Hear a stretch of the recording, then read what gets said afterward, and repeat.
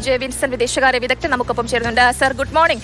ശരിക്കും പറഞ്ഞാൽ good morning എന്ന് പറയാമോ എന്നറിയില്ല, കാരണം ആശങ്കയുടെ ഒരു നിമിഷം തന്നെയാണ് ഇപ്പോൾ. ഈ ഒരു ഇസ്രായേൽ ഇറാൻ സംഘർഷത്തിന്റെ 10ാം നാളിത് അമേരിക്ക നേരിട്ട് ഇറാനെ ആക്രമിച്ചിരിക്കുകയാണ്. 3 പ്രധാനപ്പെട്ട ആണവ കേന്ദ്രങ്ങളാണ് ആക്രമിച്ചിരിക്കുന്നത്. അപ്പോൾ ഈ ഒരു ആക്രമണം എത്രത്തോളം ലോകക്രമത്തിൽ ആഘാതമുണ്ടാക്കും? എങ്ങനെയായിരിക്കും ഈ സംഘർഷത്തിന്റെ ഒരു പോക്കിനി ഉണ്ടാവുക, സർ? ഈ സംഘർഷത്തിന്റെ മാനം വലുതായി വികസിച്ചുകൊണ്ടിരിക്കുകയാണ്. അമേരിക്ക കൂടി അക്രമത്തിൽ പങ്കെടുക്കുന്നതോടുകൂടി പശ്ചിമേഷ്യയില് മുഴുവനും വ്യാപിക്കുന്ന തലത്തിലേക്ക് ഈ സംഘർഷം വളരാൻ സാധ്യതയുണ്ട്. ഇനി ലോകം ഉറ്റുനോക്കുന്നത് റഷ്യയുടെയും ചൈനയുടെയും നിലപാടിലേക്കാണ്. ചൈനയും റഷ്യയും ഇറാനിലെ ഭരണകൂടത്തിന്റെ മാറ്റത്തിന് എതിരാണ്. അക്കാര്യം സുവ്യക്തമായി തന്നെ പുടിനും ഷീ ജിൻപിങ്ങും വ്യക്തമാക്കി കഴിഞ്ഞു. ഇസ്രായേലിന്റെ ലക്ഷ്യം യഥാർത്ഥത്തിൽ ഈ ആണവ പ്ലാന്റുകളെ തകർത്ത് ആണവ ശക്തിയാകുന്നതിനുള്ള സാധ്യത പൂർണ്ണമായും ഇല്ലാതാക്കുക എന്നതാണെങ്കിൽ, അമേരിക്കയെ സംബന്ധിച്ചിടത്തോളം ഭരണമാറ്റം തന്നെയാണ് പ്രധാനമായും ലക്ഷ്യം വെക്കുന്നത്. ഈ ഭരണമാറ്റത്തിന്റെ ഭാഗമായി പരമോന്നത നേതാവ് 85 വയസ്സുകാരനായ അയത്തുള്ള അലി ഖമനേയിനെ അടക്കം കൊലപ്പെടുത്തും എന്നുള്ള സൂചനകൾ ട്രംപും അതുപോലെ നെതന്യാഹുവും നൽകി കഴിഞ്ഞു. ഇപ്പോൾ പ്രധാനമായും അമേരിക്ക ലക്ഷ്യം വെച്ചിട്ടുള്ളത് നദാൻസ്, ഫർദോ, ഇസ്ഫഹാൻ ന്യൂക്ലിയർ സെന്റർ തുടങ്ങിയിട്ടുള്ള ആണവ സമ്പുഷ്ടീകരണ പ്ലാന്റുകൾ ഉള്ള സ്ഥലങ്ങളാണ്. അതിൽ ഫർദോയില് 100 മീറ്ററിലധികം താഴെ പാറ തുരന്നുണ്ടാക്കിയിട്ടുള്ള ഒരു യുറേനിയം എൻറിച്ച്മെന്റ് പ്ലാന്റ് ആണ്. അതിനെ നശിപ്പിക്കണമെങ്കിൽ ബങ്കർ ബസ്റ്റർ ബോംബുകൾ ഉപയോഗിക്കണം. ആ ബോംബുകളും അത് വഹിക്കാനുള്ള ശേഷിയുള്ള യുദ്ധവിമാനങ്ങളും അമേരിക്കയ്ക്ക് മാത്രമേ ഉള്ളൂ. അത്തരം ആയുധം, ലോകത്തിലെ ഏറ്റവും ശക്തമായ ആയുധമാണത്. അത് പ്രയോഗിക്കാൻ അമേരിക്ക തയ്യാറാകുമോ എന്നുള്ളതാണ് മറ്റൊരു കാര്യം. ഇതിൽ ഇറാനെ സംബന്ധിച്ചിടത്തോളം അവരുടെ മിസൈൽ ആക്രമണ ശേഷി ഇപ്പോഴും കുറയ്ക്കാൻ ഇസ്രായേലിന് കഴിഞ്ഞിട്ടില്ല എന്നുള്ളത് വാസ്തവമാണ്. അവരുടെ ഹൈപ്പർസോണിക് മിസൈലുകൾ മണിക്കൂറിൽ 16,500 മുതൽ 18,000 കിലോമീറ്റർ വരെ വേഗത്തിൽ സഞ്ചരിക്കുന്ന ഹൈപ്പർസോണിക് മിസൈലുകൾ പ്രതിരോധിക്കാൻ ഇസ്രായേലിന്റെ പ്രതിരോധ സംവിധാനങ്ങൾക്കൊന്നും കഴിഞ്ഞില്ല.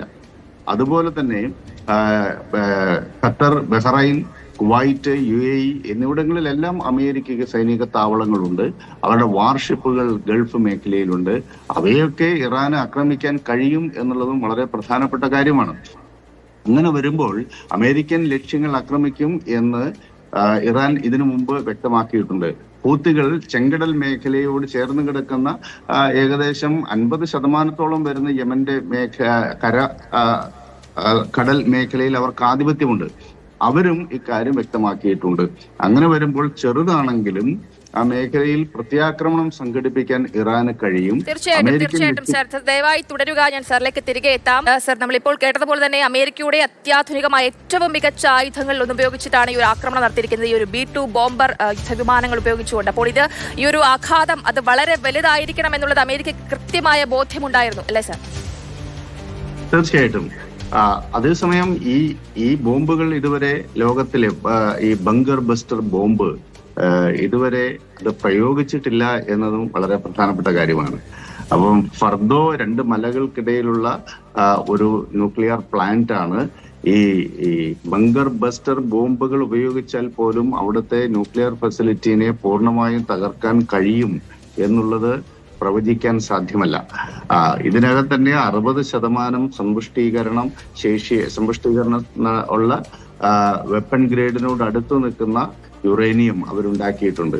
ഇതോടൊപ്പം നദാൻസിലാണെങ്കിൽ ഘന ഇന്ധന റിയാക്ടർ പ്രവർത്തിക്കുന്നതോടൊപ്പം പ്ലൂട്ടോണിയം പ്ലൂട്ടോണിയം ഉപയോഗിച്ചുള്ള അണുബോംബ് അണുവായുധം ഉപയോഗിക്കാനുള്ള ശേഷിയും ഇറാൻ കൈവരിച്ചിട്ടുണ്ട്. അപ്പോൾ ഒരുപക്ഷെ സ്വാഭാവികമായിട്ടും ഇറാന്റെ ന്യൂക്ലിയർ ഫെസിലിറ്റികളെ പൂർണ്ണമായിട്ടും തകർക്കുക എന്ന ലക്ഷ്യം ഒരുപക്ഷെ കൈവരിക്കാൻ സാധിച്ചേക്കാം. പക്ഷേ അതുകൊണ്ടൊന്നും ഇറാൻ എന്ന് പറയുന്ന രാജ്യത്തെ കീഴടക്കുക എന്ന ലക്ഷ്യത്തിലേക്ക് ഇസ്രായേലിനും അമേരിക്കയ്ക്കും എത്താൻ കഴിയില്ല. കാരണം 9 കോടിയോളം മനുഷ്യരുള്ള ഒരു രാജ്യമാണ്. ഇറാഖിലൊക്കെ ചെയ്തതുപോലെ സൈന്യത്തെ ഉപയോഗിച്ച് അവിടെ ആ രാജ്യത്ത് ഭരണമാറ്റം ഉണ്ടാക്കാൻ സാധിക്കില്ല.